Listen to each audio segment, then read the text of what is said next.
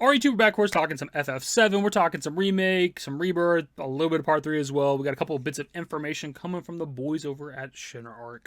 We have an interview from last year that they posted some stuff from that I've just never seen, and then also some other random bits from, of course, the Rebirth Ultimania.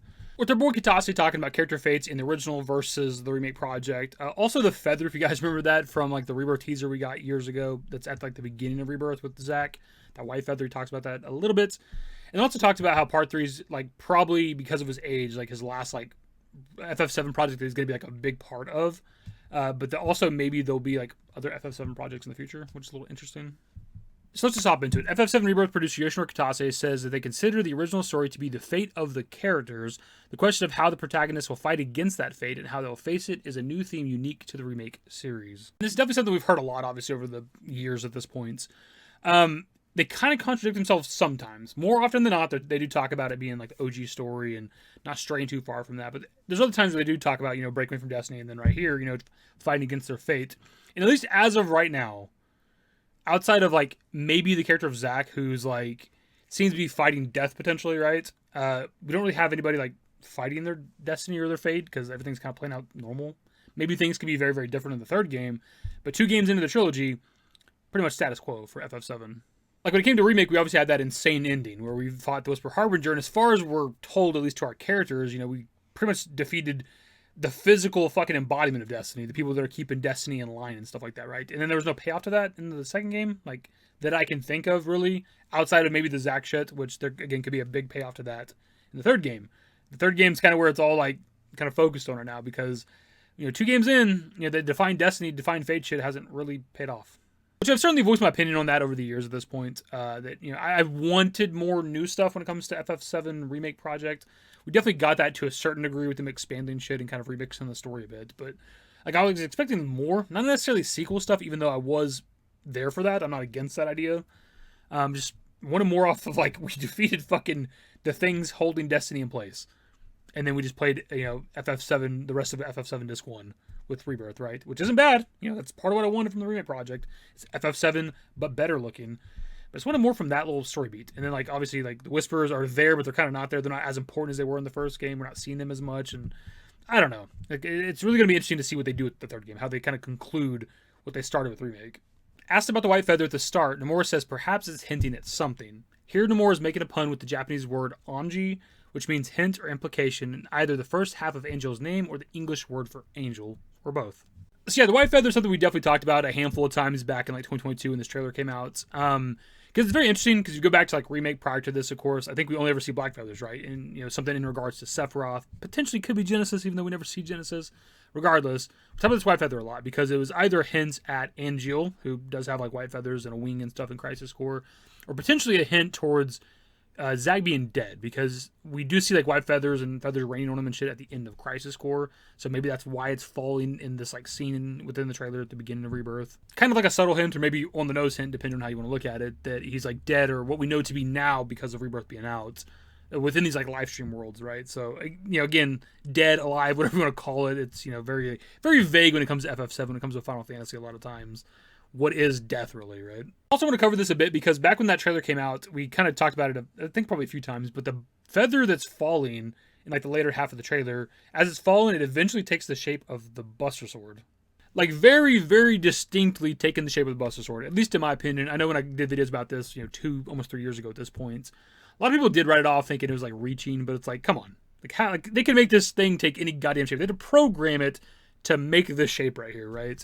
And I think now that we have, Nomura making a joke or a pun about the potential of the feather being in regards to Angel, I think kind of confirms that the shape was intentional. And I think given the fact that the feather takes the shape of the Buster Sword, it's a white feather, but we're watching Zack on screen, I think it's meant to be Angel. Because it could still be an allusion to, Zack not being alive, I guess. But the fact that we're watching, Zack on his journey, but a white feather falling down, is probably something like Angel being his like guardian angel, watching over him, whatever. I will say in regards to Angel, I do hope we see him in the next game to some degree, right? If there's like the realization at some point to Zack that he's not alive or whatever, in these other worlds or whatever within the live stream, something like that. Like I hope he has a run-in with the character of Angel, especially since like because of Crisis Core Reunion, they got like new voice actors for the character of Genesis and the character of Angel. I'm not saying necessarily that, we need Genesis. I know a lot of people don't like Genesis, but at the very least, and Jill, since we're getting a lot of like Zack-focused shit with the remake project, like it'd be nice for him to converse with his mentor. FF7 Rebirth producer Yoshinori Kitase says that on account of his age, this next game will probably be the last FF7 related work he'll be directly involved with.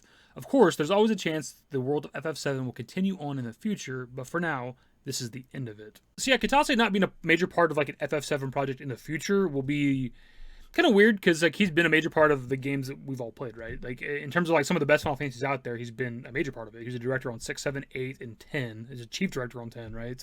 Also, when it comes to FF7 compilation, right, he's been like a producer in some capacity on Dirge of Cerberus, Before Crisis, Crisis Core, obviously a producer on the remake project. So like him not being a part of something FF7 related in the future will be kind of weird. For all we know, could also be better. Like, who knows exactly, right? Until we see what that would be someday in the future. I do know, like, it was reported a while back that, like, Kitase was the one trying to push for, like, a bunch of new crazy shit to happen with the remake project, and it was actually, like, Nomura that kind of reined it in and wanted to do something closer to the original FF7, right? And it's kind of funny, because Nomura always gets the blame, specifically, I guess, because of Kingdom Hearts, right? Like, all the Kingdom Hearts shit that's happened in the remake project with, the Whisper Harbinger at the end of the game and stuff like that, Defying Fate and timelines and all that other crazy shit, right? Like, Nomura gets the blame for that, but really he was the one trying to, like, keep everything normal. But also the last bit of that tweet there where Kitase does say, like, maybe in the future FF7 story can continue, but as of right now, it's, like, the end of it. So more than likely there'll be something new FF7 in the future. I don't know when or what they would do, after the third game, how long it'll be till we see something new from FF7. Is that a video game? Is that a movie, a TV show? Is that more books? I don't know, but there'll be something, obviously, eventually.